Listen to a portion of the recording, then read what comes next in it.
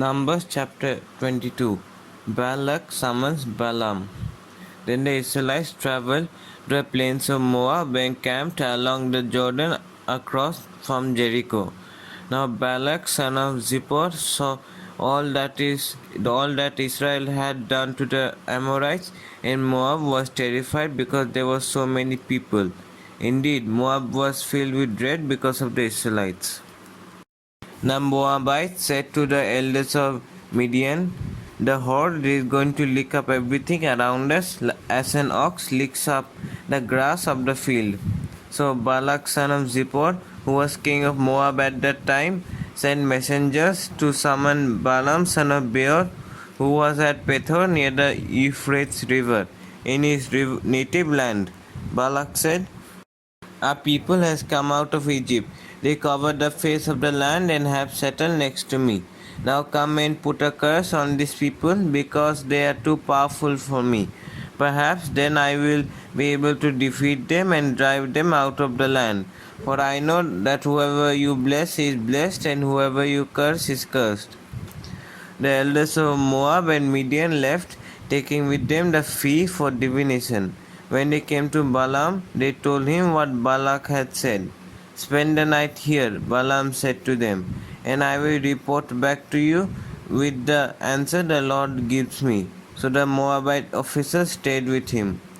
God came to Balaam and asked, "Who are these men with you?" Balaam said to God, "Balak son of Zippor, king of Moab, sent me this message. A people that has come out of Egypt covers the face of the land. Now come and put a curse on them for me. Perhaps then I will be able to fight them and drive them away." But God said to Balaam, "Do not go with them. You must not put a curse on these people because they are blessed."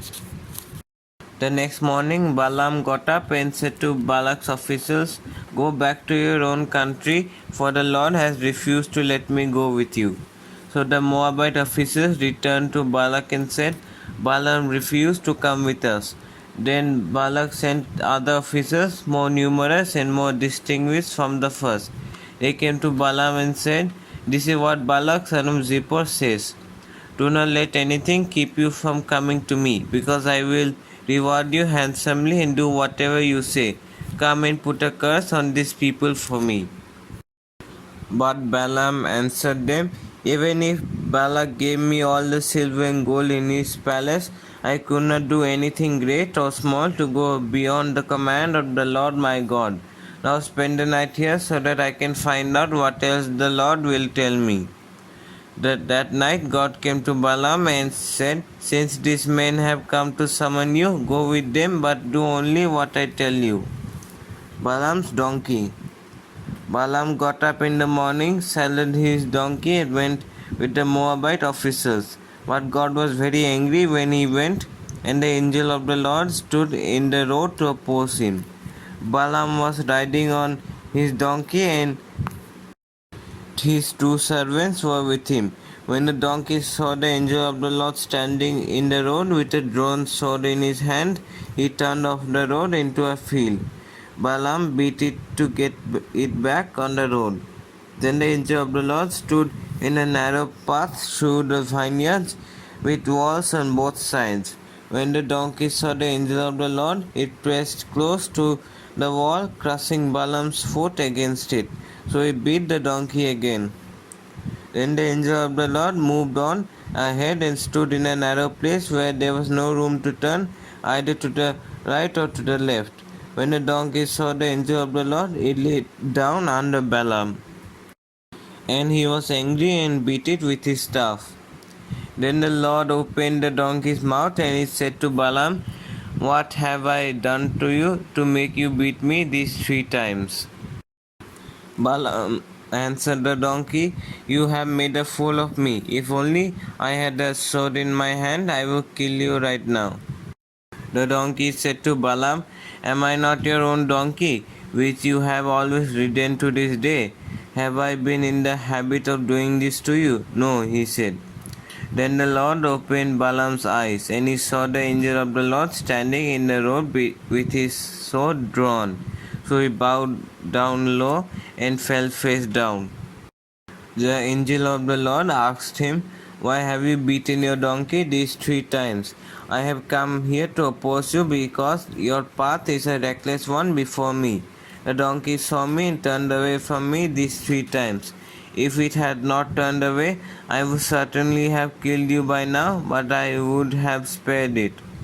Balaam said to the angel of the Lord, "I have sinned. I did not realize you were standing in the road to oppose me. Now, if you are displeased, I will go back." The angel of the Lord said to Balaam, "Go with these men, but speak only what I tell you." So Balaam went with Balak's officers. When Balak heard that Balaam was coming, he went out to meet him at the Moabite town on the Arnon border at the edge of his territory. Balak said to Balaam, "Did I not send you an urgent summons? Why didn't you come to me? Am I really not able to reward you?" "Well, I have come to you now," Balaam replied, "but I can't say whatever I please. I must speak only what God puts in my mouth." Then Balaam went with Balak to Kiriath Huzoth. Balak sacrificed cattle and sheep and gave some to Balaam and the officers who were with him. The next morning, Balak took Balaam up to Bamoth Baal, and from there he could see the outskirts of the Israelite camp. Numbers chapter 23. Balaam's first message. Balaam said, "Build me 7 altars here and prepare 7 bulls and 7 rams for me." Balak did as Balaam said, and the 2 of them offered a bull and a ram on each altar. Then Balaam said to Balak, "Stay here beside your offering while I go aside. Perhaps the Lord will come to meet with me. Whatever he reveals to me, I will tell you." Then he went off to a barren height. God met with him, and Balaam said, "I have prepared 7 altars, and on each altar I have offered a bull and a ram." The Lord put a word in Balaam's mouth and said, "Go back to Balak and give him this word." So he went back to him and found him standing beside his offering with all the Moabite officials. Then Balaam spoke his message. "Balak brought me from Aram, the king of Moab, from the eastern mountains. Come," he said, "curse Jacob for me. Come, denounce Israel. How can I curse those whom God has not cursed? How can I denounce those whom the Lord has not denounced? From the rocky peaks I see them, from the heights I view them. I see a people who live apart and do not consider themselves one of the nations. Who can count the dust of Jacob, or count the 4th part of Israel? Let me die the death of the righteous, and may my final end be like theirs." Balak said to Balaam, "What have you done to me? I brought you to curse my enemies, but you have done nothing but bless them." He answered, "Must I not speak what the Lord puts in my mouth?" Balaam's second message. Then Balak said to him, "Come with me to another place where you can see them. You will not see them all, but only the outskirts of their camp, and from there curse them for me." So he took him to the field of Zophim at the top of Pisgah, and there he built 7 altars and offered a bull and a ram on each altar. Balaam said to Balak, "Stay here beside your offering while I meet with him over there."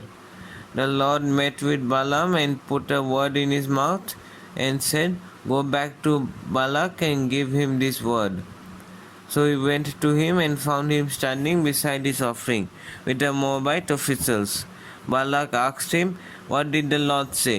Then he spoke his message. "Arise, Balak, and listen. Hear me, son of Zippor.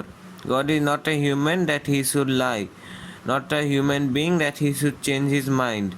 Does he speak and then not act? Does he promise and not fulfill? I have received a command to bless. He has blessed, and I cannot change it. No misfortune is seen in Jacob, no misery is observed in Israel. The Lord their God is with them. The shout of the king is among them. God brought them out of Egypt. They have the strength of a wild ox. There is no divination against Jacob, no evil omens against Israel. It is now be said of Jacob and of Israel, see what the God has done.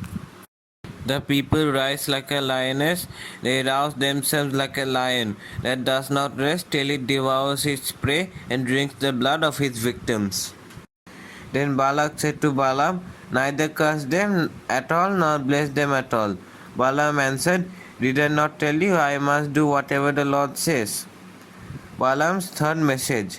Then Balak said to Balaam, come, let me take you to another place. Perhaps it will please God to let you curse them for me from there. And Balak took Balaam to the top of Peor, overlooking the wasteland. Balaam said, build me 7 altars here and prepare 7 bulls and 7 rams for me. Balak did as Balaam had said and offered a bull and a ram on each altar. Now when Balaam saw that it pleased the Lord to bless Israel, he did not resort to divination as at other times, but turned his face toward the wilderness. When Balaam looked out and saw Israel encamped tribe by tribe, the Spirit of God came on him and he spoke his message. The prophecy of Balaam son of Beor, the prophecy of one whose eyes sees clearly, the prophecy of one who hears the words of God, who sees a vision from the Almighty, who falls prostrate and whose eyes are opened. How beautiful are your tents, Jacob, your dwelling places, Israel. Like valleys they spread out, like gardens beside a river, like aloes planted by the Lord. Like cedars beside the waters, water will flow from their buckets. Their seed will have abundant water. Their king will be greater than Agag. Their kingdom will be exalted. God brought them out of Egypt. They have the strength of a wild ox. They devour hostile nations and break their bones in pieces. With their arrows they pierce them. Like a lion they crouch and lie down. Like a lioness who dares to rouse them. May those who bless you be blessed and those who curse you be cursed. Then Balaam's anger burned against Balaam. He struck his hand together and said to him, I summoned you to curse my enemies, but you have blessed them these 3 times. Now leave at once and go home. I said I would reward you handsomely, but the Lord has kept you from being rewarded. Balaam answered Balak, Did I not tell the messengers you sent me? Even if Balak gave me all the silver and gold in his palace, I could not do anything of my own accord, good or bad, to go beyond the command of the Lord. And I must say only what the Lord says. Now I am going back to my people, but come, let me warn you of what these people will do to your people in the days to come. Balaam's fourth message. Then he spoke his message. The prophecy of Balaam son of Beor, the prophecy of one whose eyes sees clearly, the prophecy of one who hears the words of God, who has knowledge from the Most High, who sees a vision from the Almighty, who falls prostrate and whose eyes are opened. I see him, but not now. I behold him, but not near. A star will come out of Jacob, a scepter will rise out of Israel. He will crush the foreheads of Moab, the skulls of all the people of Seth. Edom will be conquered. Seir, his enemy, will be conquered. But Israel will grow strong. A ruler will come out of Jacob and destroy the survivors of the city. Balaam's fifth message. Then Balaam saw Amalek and spoke his message. Amalek was first among the nations, but they will come to ruin at last. Balaam's sixth message. Then he saw the Kenites and spoke his message. Your dwelling place is secure, your nest is set in a rock. Yet you Kenites will be destroyed when Asshur takes you captive. Balaam's seventh message. Then he spoke his message. Who can live when God does this? Ships will come from the source of Cyprus. They will subdue Asshur and Eber, but they too will come to ruin. Then Balaam got up and returned home, and Balak went his own way.